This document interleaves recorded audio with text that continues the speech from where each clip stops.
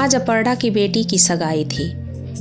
वो सुबह से ही भाग दौड़ कर रही थी, सारी तैयारियां भी हो चुकी थी। अचानक उसे याद आया कि उसने अपने तोते को खाने को कुछ दिया ही नहीं। दूध की कटोरी लेकर अपने कमरे की तरफ बढ़ी। कमरे से अंदर देखा तो उसके होश उड़ गए। पिंजरे का दरवाज़ा खुला हुआ था और तोता उसमें नहीं था। उसके हाथ से दूध की कटोरी छूट गई।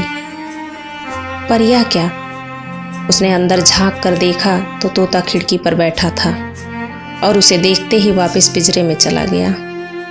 वो धीरे धीरे चलकर खिड़की के पास पहुंच गई। बाहर देखा तो शाम ढल रही थी।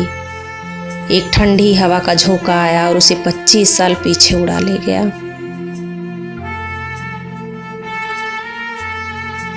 घर में नई बहू के आने का शोर। वो सहमी सकुचाई सी बैठी थी।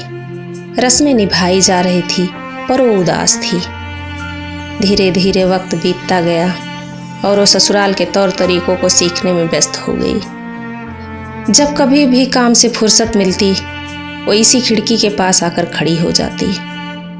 बाहर आती जाती गाड़ियाँ, स्कूल जाते बच्चे। कभी कभी मन करता इसी खिड़की से बाहर निकल जाए, आज़ाद हवा में सांस ले, कुछ अपने मन की करे। फिर घर की जिम्मेदारियां याद आती और वो खिड़की बंद कर देती। अपर्णा, सगाई का वक्त हो रहा है, आरती की थाली तैयार हुई? आवाज कानों में पड़ते ही उसकी तंद्रा टूट गई। उसने भरी निगाह से पिंजरे में बैठे हुए उस तोते को देखा, जिसने पिंजरा खुला होने के बाद भी आजाद नहीं होना चाहा। उसके होठों पर एक मुस्कान उभर आई और वो अपने कमरे से बाहर निकल गई।